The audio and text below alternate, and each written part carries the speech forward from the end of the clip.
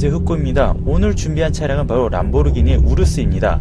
8기통 엔진에 트윈 터보를 장착한 우루스는 650마력 86.7kgm의 토크를 자랑하는데 제로백은 무려 3.6초입니다. 전장이 5m가 넘어가고 공차 중량이 2.2톤에 달하는 대형 SUV라는 게 믿기지 않는 성능이죠. 요즘 이런 SUV들을 묶어서 슈퍼 SUV라고 부르고 있는데 지금 소개하는 람보르기니 우루스를 비롯해서 예전에 소개해드렸던 RSQ8, X6M, GLE63S AMG, 카이엔 터보 GT 같은 차량들이 있습니다. 그런데 이 차량들이 재미있는 점이 있는데 바로 우루스, RSQ8, 카이엔, 벤테이가 같은 차량들이 MLB 에보라는 플랫폼을 공유한다는 거예요. 마치 아이오닉5, EV6, GV60이 같은 EGMP 플랫폼을 기반으로 만들어진 것처럼요. 특히 RSQ8과 우루스는 외관도 비슷한 느낌이 있고 인포테인먼트 같은 부분도 거의 같아서 실내도 흡사한 부분들이 많습니다.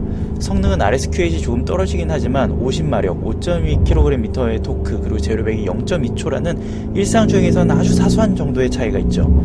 그런데 우루스가 시작가만 2억 6천에 달하고 옵션을 추가하면 3억 2천에서 3억 4천 정도 하는 반면에 RSQ8은 절반밖에 안되는 1억 7천 정도의 가격입니다.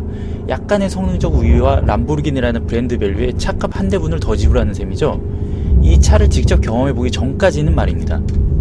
슈퍼 SUV 차량들을 보면 흔히 하는 말이 있는데요, 바로 아빠들의 드림카라는 말이죠. 패밀리카로도 충분히 사용하면서 드라이빙을 즐기고 싶을 때는 스포츠카만큼의 성능을 즐길 수 있다는 뜻으로 그렇게 불리는데요, 우루스는 그 정점에 감성 한 스푼을 얹은 차라고 생각이 됩니다. 우루스는 아니마라는 시스템을 통해 총 6가지의 주행 모델을 사용할 수 있는데요, 눈길에서 사용하는 내부, 비포장 도로에서 사용하는 테라, 모래에서 사용하는 사비아 같은 3가지 특수한 주행 모드 외에 일상에서의 편안한 주행의 스트라다, 좀 더 경쾌한 주행에 사용하는 스포츠, 마지막으로 람보르기니에 꽂힌 최고의 퍼포먼스를 보여주는 코르사가 있습니다. 아벤타도르, 우라카니, 스트라다, 스포츠, 코르사만 있는 것과 다르게 SUV의 장점을 살려서 험로 주행과 관련된 모드가 추가된 겁니다. 사실 주행 모드는 특별할 게 없는 시스템입니다. 대부분의 차량들이 모드명은 다르지만 연비주행, 일상주행, 퍼포먼스 주행 등의 주행 모드를 구분해 놨기 때문이죠. 하지만 우루스는 이 주행 모드로 차량의 성격이 완전히 달라집니다. 스트라다 모드에서는 람보르기니 특유의 강렬한 배기음도 들리지 않고 편안한 승차감을 즐길 수 있습니다. 심지어 엑셀을 깊게 밟아봐도 몸이 시트에 파묻히는 그 강렬한 토크감은 느껴지지 않거든요. 마치 노멀 카이엔과 비슷한 느낌입니다. 300마력 중반에 40 중반의 토크감, 빠르지는 않지만 그래도 힘있게 나가는 딱 그 정도 느낌이었습니다. 하지만 스포츠 모드로만 바꿔도 차는 완전히 달라집니다. 터져나오는 배기소리, 강렬한 토크감, 한껏 빨라진 반응 속도가 이게 람보르기니구나 하는 느낌을 가져다 주거든요. 물론 8기통 트윈 터보 차량인 만큼 아벤타도르나 우라칸 같은 미친듯한 배기음이 터져나오는 건 아닙니다.